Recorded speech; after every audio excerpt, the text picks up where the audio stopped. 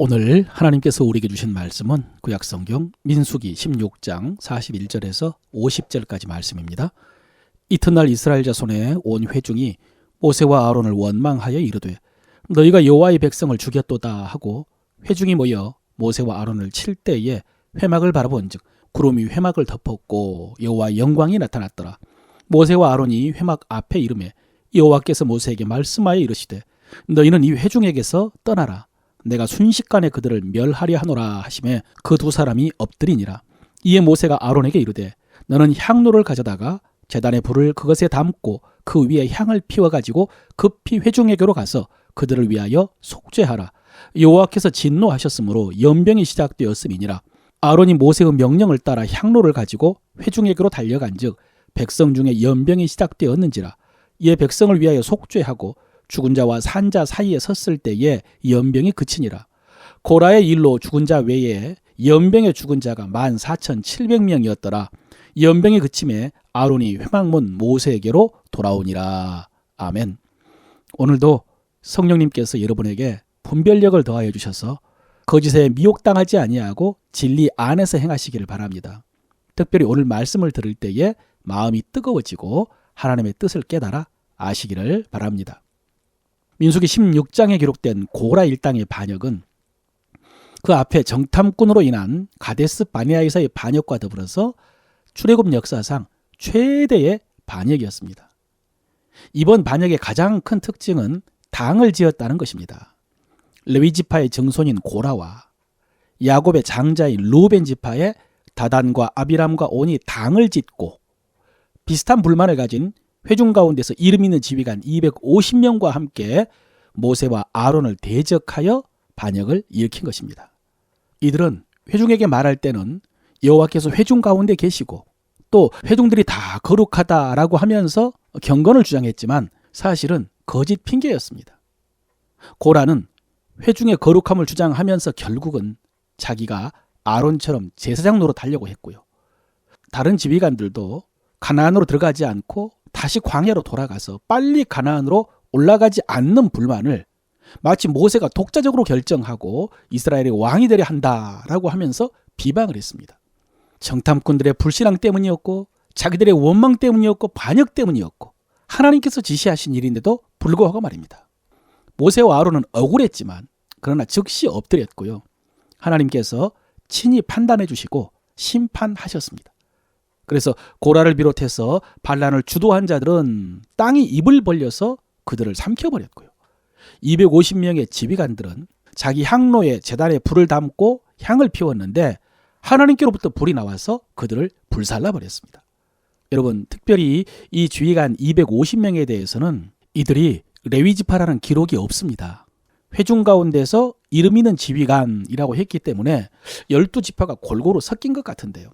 이들이 향로를 가졌다는 것은 그들도 제사장처럼 분향하려고 했다는 것을 알 수가 있습니다. 결국 고라는 레위지파의 증손인 자신만 아론의 제사장 직분을 탐낸 것이 아니라 레위지파가 아닌 일반 지휘관에게도 하나님 앞에서 분향하게 하려고 했다는 것을 알 수가 있습니다. 여러분, 열왕기서에 보면은 하나님께서 북이스라엘의 그 초대 왕이었던 여로보암의 죄를 지적하시고 심판하실 때에 우리가 잘 아는 대로 베델과 단에 금송아지를 세워서 백성들로 하여금 우상을 숭배한 일뿐만 아니라 성경 그대로 읽겠습니다. 일반 백성을 산당의 제사장으로 삼되 누구든지 자원하면 그 사람을 산당의 제사장으로 삼았으므로 이 일이 여로보암의 집에 죄가 되어 그 집이 땅 위에서 끊어져 멸망하게 되리라 라고 했습니다. 이렇게 여로보암이 일반 백성을 제사장으로 삼는 것이 죄가 되고 하나님께서 그것을 심판하셨는데 그런데 우리는 이번 사건을 통해서 이 죄악의 시작이 고라였다는 것을 알 수가 있습니다. 그리고 하나님께서는 그것을 동일하게 심판하셨습니다. 여러분, 오늘 본문은 이 사건 이후에 일어난 일입니다. 반역자들에 대한 심판 이후에 하나님께서는 그 250명의 지휘관들이 가지고 온 향로를 모으라라고 하셨습니다. 그들은 하나님 앞에 범죄하여 심판을 받았지만은 그 향로는 하나님께 드려진 향로이기 때문에 거룩하다는 것입니다. 그러므로 그 향로를 쳐서 펴서 제단을 쌓는 철판을 만들라라고 하셨습니다. 아마 번제단에 불을 지필 때에 바람막이 같은 용도로 쓰였을 것 같습니다. 그렇게 해서 이 철판이 이스라엘 백성들에게 표가 될 것이다 라고 하셨습니다. 백성들이 성막에 와서 그 철판을 볼 때마다 이 반역 사건을 기억하도록 하신 것입니다. 여러분, 이것은 굉장히 의미 있는 말씀입니다. 그 철판은 그냥 금속입니다. 더구나 반역자들이 지도자를 대적하려고 했던 물건입니다. 반역에 쓰였던 물건이죠. 그런데 하나님께서는 그것이 하나님께 드려졌기 때문에 거룩하다고 하십니다. 하나님의 제단에 불을 담았기 때문에 거룩하다고 하십니다. 하나님께서 반역하는 무리를 심판하실 때에 그 향로를 사용하셨기 때문에 거룩하답니다. 그래서 다른 용도로 쓰지 못하게 하시고 성막에서 사용하게 하신 것입니다. 여러분, 이것이 거룩의 본질입니다. 하나님께서 구별하신 것이 거룩입니다. 여러분, 지금 이 무리들이 대적했던 모세와 아론도 마찬가지입니다. 그들은 모세와 아론이 자기들과 똑같다고 주장을 해서 일어났습니다. 회중이 다 거룩한데 왜 모세가 왕노로 타려느냐라고 대적했습니다. 고라나 아론이 둘 다 레위지파고 오히려 고라가 증손인데 왜 아론만 제사장 노릇하냐고, 자기도 제사장 일을 할 수 있다고 그렇게 주장을 했습니다. 여러분, 맞습니다. 모세와 아론이 그들 지도자들보다 탁월하지 않습니다. 그나마 모세는 애굽의 왕궁에서 40년 동안 애굽의 학문을 배워서 말과 행하는 일에 탁월했습니다. 그러나 아론은 자기들과 똑같이 노예 생활하던 형제입니다. 자기들과 다르지 않습니다. 그런데 중요한 것은 하나님께서 그들을 택하셨습니다. 하나님께서 그들을 백성의 지도자와 제사장으로 세우셨습니다. 여러분, 이것이 거룩한 것입니다. 하나님의 택하심, 하나님의 세우심, 하나님의 사용하심, 그것이 거룩한 것입니다. 성막의 기구들이 금이나 귀한 재료로 만들어져서 귀한 것이 아닙니다. 성막에서 하나님을 섬기기 위해서 만들어졌기 때문에, 그렇게 구별되었기 때문에 거룩한 것입니다. 귀한 것입니다. 그것을 알아야 합니다. 여러분, 모세는 하나님께서 이스라엘 백성을 가나안으로 인도하기 위하여 택하신 지도자입니다. 그래서 모세가 존재하는 거, 모세가 인도하는 거, 특별히 모세가 하나님의 말씀을 받아서 백성에게 전하는 그 말씀이 그들에게 복이었습니다. 아론은 성막에서 하나님을 섬기도록 하기 위해 택한 지도자입니다.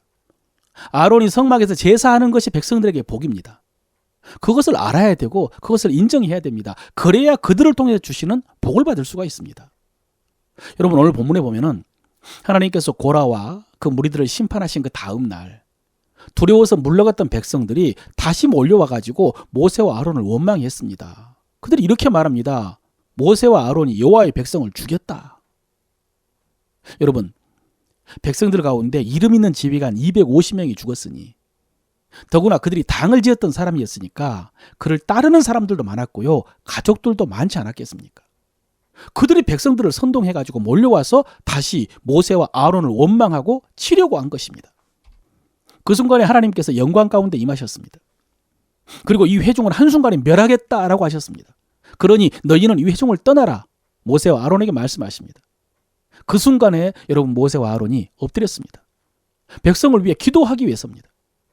어제도 하나님께서 반역자들을 심판하실 때요, 회중과 함께 멸하시겠다고 했습니다. 그러나 모세가 하나님께 몇 사람이 죄를 지었는데 온 백성을 심판하시겠냐고. 그래서 하나님께서 회중들은 반역자들에게서 떠나도록 해가지고 그들이 심판을 면하게 하셨습니다. 여러분, 하나님께서 이스라엘 백성들을 진멸하려고 한 적이 몇 번째인지 모릅니다. 그때마다 모세가 하나님의 팔을 붙잡았습니다. 백성들의 멸망을 막기 위해서 하나님께 중보기도 했습니다. 그래서 하나님께서 그 뜻을 돌이키셨죠. 그런데 오늘 다시 그 지도자들을 원망하고 대적하니까 하나님께서 연병으로 그 백성들을 심판하셨습니다. 이미 연병이 시작된 것입니다. 그때 모세는 급히 아론에게 명해가지고 향로에 불을 담아서 백성들에게 가서 그들을 속죄하라라고 했습니다. 그래서 아론이 향로에 불을 담아서 백성들 속으로 달려가가지고 속죄했더니 연병이 그쳤습니다. 그러나 이미 14,700명이 연병으로 죽은 후였습니다. 엄청난 심판이었죠. 만약에 아론이 늦장을 부렸다면 더 많은 백성이 죽었을 것입니다. 여러분, 왜 아론이 속죄할 때에 연병이 그쳤습니까? 하나님께서 아론을 대제사장으로 세우셨기 때문입니다. 하나님께서 그를 통해서 죄를 속하도록 하셨기 때문입니다. 그래서 이번에는 모세의 간구가 아니라 아론의 속죄를 통해서 심판이 중단되게 하신 것입니다. 여러분, 이렇게 하나님이 세우심을 인정해야 됩니다.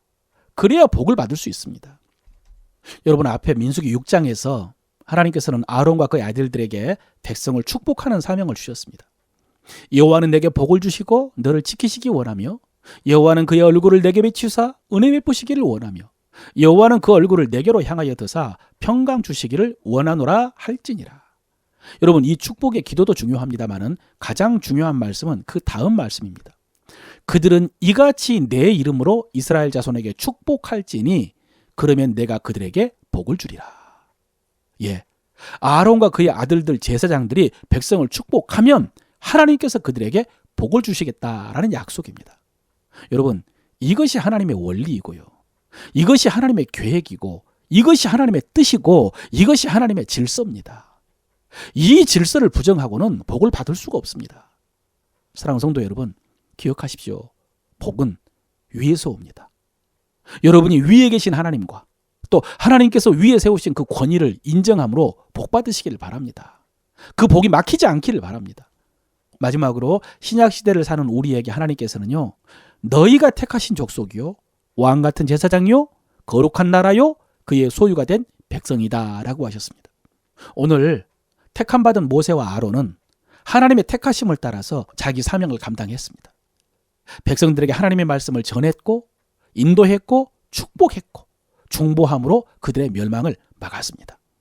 마찬가지로 오늘 우리가 세상에서 이런 사명을 감당해야 한다는 것입니다.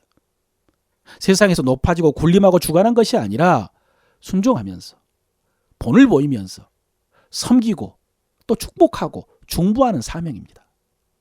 특별히 하나님께서 우리에게 베풀어 주신 은혜를 세상 사람들이 알 수 있도록 증거하라고 하셨습니다.